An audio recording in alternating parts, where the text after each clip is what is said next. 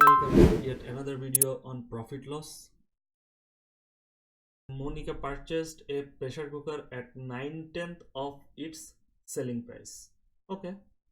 And sold it at 8% more than its selling price. Find her gain percentage. So এখানে বলছে selling price at 9/10 দিয়ে কিনছে এবং sold it at 8% more than its selling price. So আমরা এখানে ধরি let selling price, এটা তো আমরা selling price ধরে করব কারণ সবকিছু selling price এর সাথে related. So selling price equals x। তাহলে সে কিনছে কত দিয়ে? বাইং প্রাইস, তার কস্ট প্রাইস,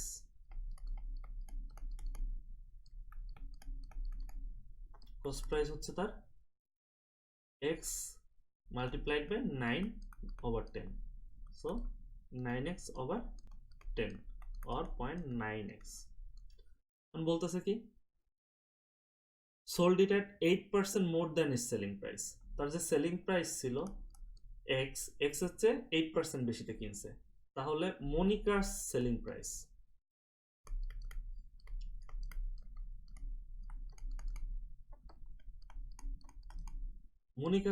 প্রাইস কত হবে?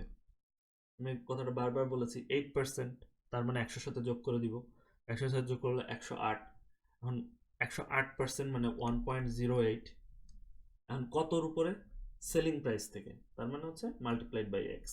তার মানে এটা হচ্ছে তার সেলিং প্রাইস, এটা হচ্ছে মনিকার কস্ট প্রাইস, এটা হচ্ছে মনিকার সেলিং প্রাইস। এটা হচ্ছে মনিকার কস্ট প্রাইস, এটা হচ্ছে মনিকার সেলিং প্রাইস। তাহলে মনিকার প্রফিট কত? প্রফিট হচ্ছে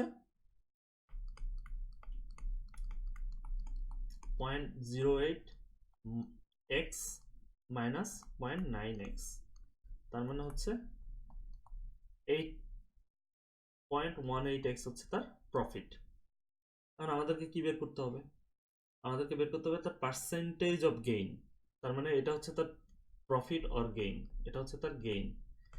গেইনটা সবসময় আমি বারবার বলেছি কস্ট প্রাইসের উপরে হয়। তার মানে হচ্ছে 0.9x এ তার গেইন হচ্ছে 0.18x। তাহলে 1 এর গেইন হচ্ছে 0.18 ওভার 0.9 and 100 এ গেইন কত? Percentage 0.18x multiplied by 100 over 0.9x। তাহলে এটা হবে হচ্ছে 0.2 equals to 20%। তাহলে মনিকার লাভ আর লস হচ্ছে, মনিকার গেইন হচ্ছে 20%। সো থ্যাংক ইউ, আজকে এই পর্যন্তই।